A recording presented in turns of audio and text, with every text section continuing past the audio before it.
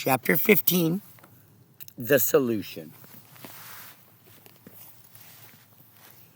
Mindfulness is not just a thinking exercise, it is an action step that projectionists might really enjoy, as it is doing something. However, this type of doing doesn't center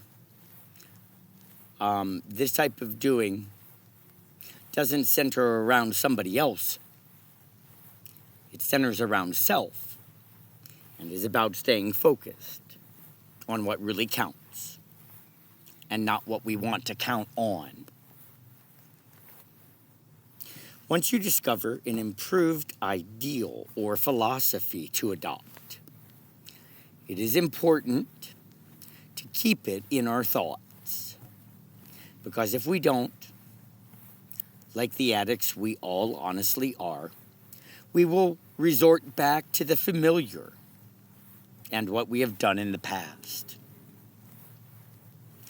In a world today, which we have complicated and remanufactured things in it that isolate us more from each other, and in effect, we have caged ourselves into a completely fabricated reality that focuses on media, Hollywood, famous athletes, and above all else, gossip.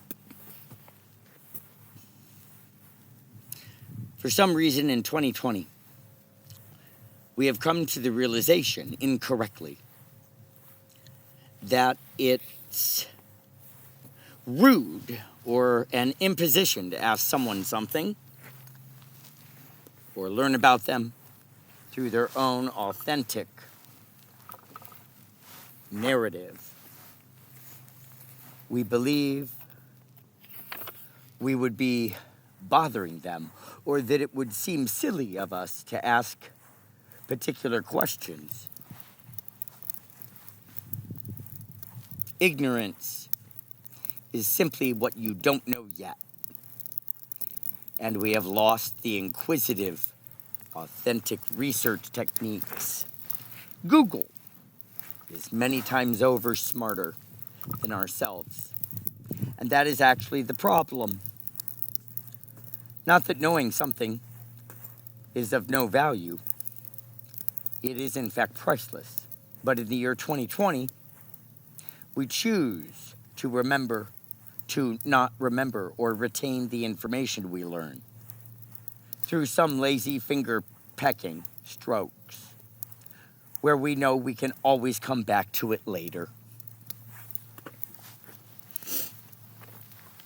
I recall using the Dewey Decimal System and the way that all of nonfiction literature ever written was logically and compartmentally organized. And knowing that structure helped to make sense of the why books were given the number in the system. It helped me, at least, see the bigger picture while absorbing the material at the same time. An encyclopedia adventure was in fact some work, but there was reward for our effort. Now, it is far too easy to have the grandest of knowledge on the planet, and we don't even value what we know. So we resort to learning through secondary rather than primary resources or sources. We ask others what they know rather than doing the asking ourselves. If you've ever played telephone, whispering a sentence to the person next to you, and then it goes around the circle, you have to wonder what the hell people heard. And then mutated or mimic their own perspective into the statement. You'd think this funny effect and example of how we honestly don't listen would make us more vigilant, to pay closer attention, but we have already made up our mindset of the time before we heard what someone actually says. Our automatic response to being asked, "How are you today?" is to say okay or good, as if we can make it so by saying it, when in reality, our day has been complete hell and misery. The automated response syndrome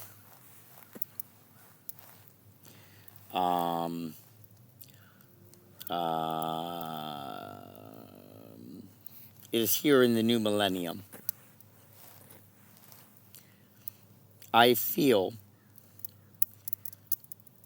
it is a direct and statistically significant connection to expectation as a result of our over-reliance on technology to do for us what we want, faster, more reliable, and no fuss. What's really going on, though, is that we are dumbing ourselves down.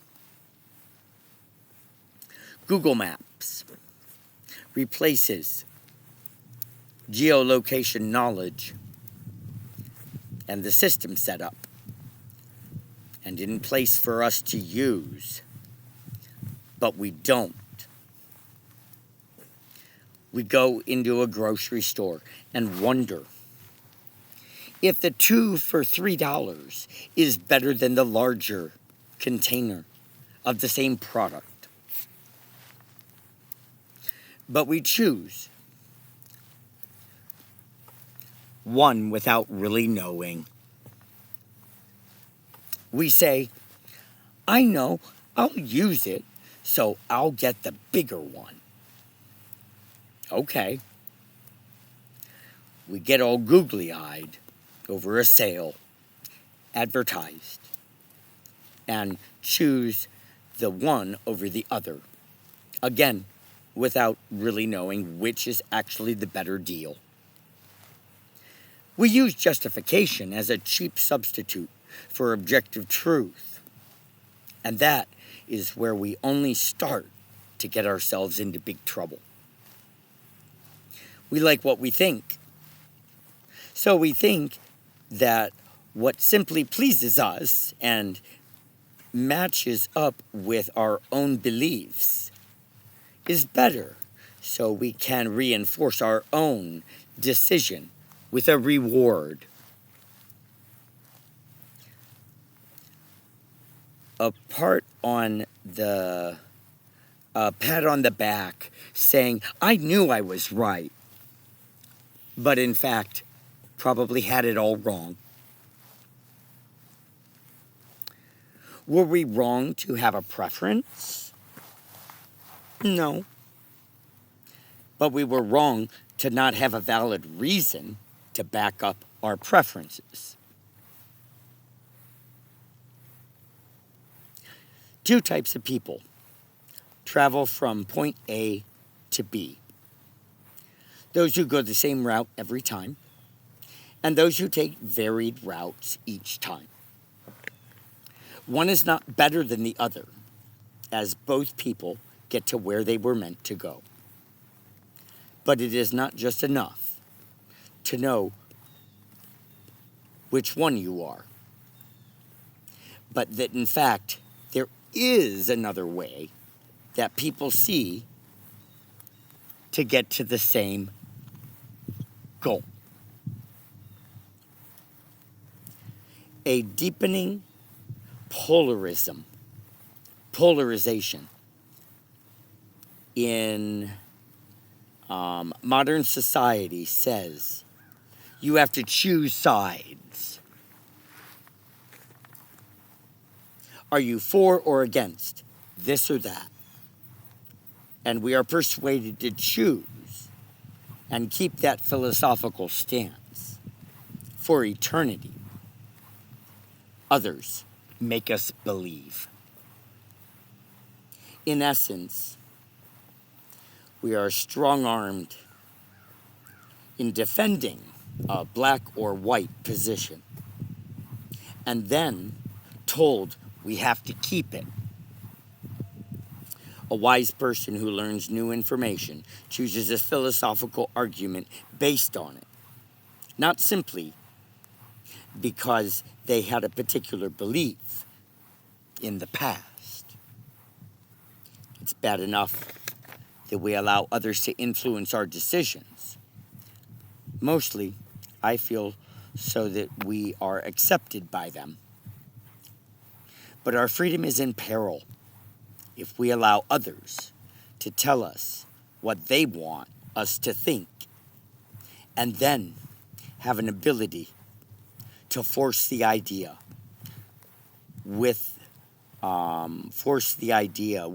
of them of of all the things changing a person's physical reaction to things, to project that forced belief. What are we doing to ourselves here? The reality is, we aren't. Others do. And that means what we think suddenly has no value, and our motives for things becomes nil, as sadly we come to understand that it doesn't matter one bit what we think and what we all become. The very same thing we are addicted to. Technology, with a predicted and expected conformity, where blindness and saneness and blandness becomes erotically sexy to us, and everything now means nothing at all.